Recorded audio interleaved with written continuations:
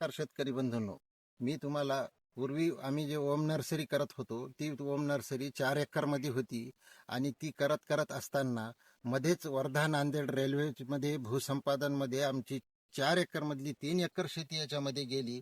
त्यामुळं आम्हाला सर्व निराश व्हायची वेळ आली. आमच्यावर संकट कोसळल्यासारखी एक हे झालं.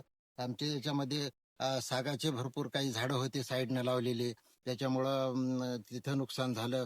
नर्सरीचे मदर प्लांट मातृवृक्ष लावले होते ते आज भंकस झाले. विहीर, एवढी मोठी विहीर होती, विहिरीचं पण नुकसान झालं.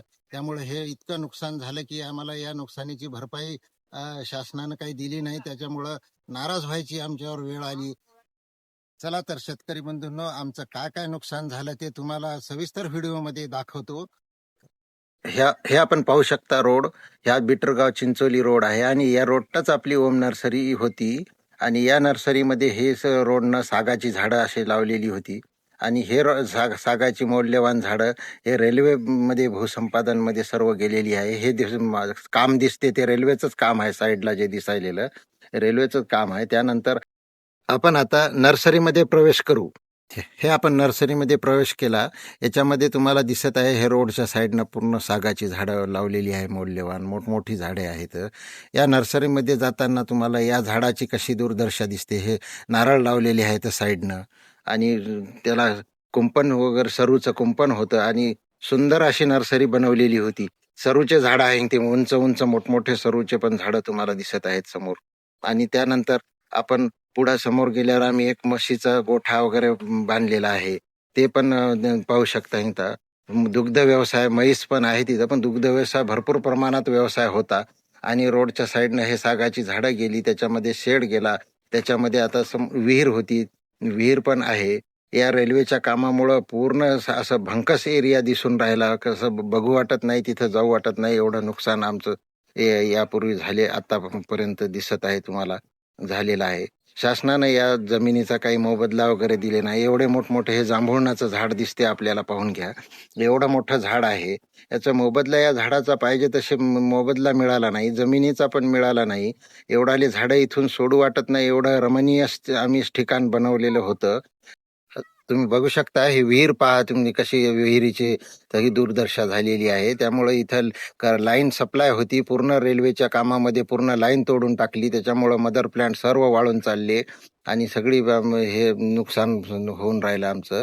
त्याच्यानंतर मोठमोठे झाडं हे दिसत आहेत आपल्याला, मोठमोठे झाडं, सागाची झाडं, मौल्यवान सर्व झाडं, मातृवृक्ष हे सर्व आपले. आता याच्यामध्ये हे चिक्कूचे झाडं बघा तुम्ही किती मोठे मोठे झाले. हे मदर प्लांट आहेत. यापासून आम्ही चिक्कूचे कलमा सुद्धा बनवत होतो आणि फळांची सुद्धा विक्री करत होतो. पण आज रोजी हे सर्व झाडं तोडायची वेळ आलेली आहे. हे स्वतः आपण हातानं लावलेली झाडं आज 25-30 वर्षाची झाडं झालेली आहेत ही. आणि या झाडाचा मोबदला शासनाने काहीही दिला नाही. बारदोनी 24 झाडं चिक्कूची आहेत आणि त्यांनी आम्हाला फळझाडाचे डिस्टन्स कमी जास्त पाहिजे म्हणून आमचा मोबदला त्यांनी 6 झाडं फक्त घेतलेली आहेत नोंदीमध्ये. 24 झाडं लावलेली आहेत. या झाडाची 7/12 नोंद सुद्धा आहे. मग 6 झाडं घेण्याचं काही त्यांना हे नव्हतं. त्यामुळं आम्ही त्यांना परत हे झाडाची नोंदणी घ्या असं म्हणून सांगितलेलं आहे. तसंच आंब्यामध्ये बी तसंच झालेलं आहे. मोठमोठे आंब्याचे झाडं आहेत. हे आपण बघू शकता. हे पूर्ण आंब्याचे झाडं आहेत. मोठमोठे झाडं आता आंब्याचे झाडं जे आहेत, आता याला फलधारणा चालू आहे. जवळपास 20-25 वर्षाचे झाडं आहेत.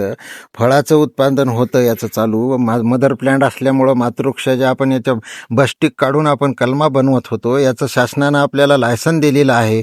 मी आजपर्यंत या झाडावर नर्सरी चालवत होतो, परंतु हे सर्व या रेल्वे भूसंपादनामध्ये गेल्यामुळं आम्हाला याची नुकसान भरपाई शासनानं पाहिजे तशी दिली नाही. आणि नर्सरी हे त्यांच्याकडे तरतूद नाही असं सांगून आम्हाला डावळून टाकलं. आणि एवढे मोठे झाडं आहेत, हे बरोबर झाडाचं नुकसान न दिल्यामुळं आता हे मोठमोठी तुम्ही पाहू शकता निलगिरीचे झाडं आहेत.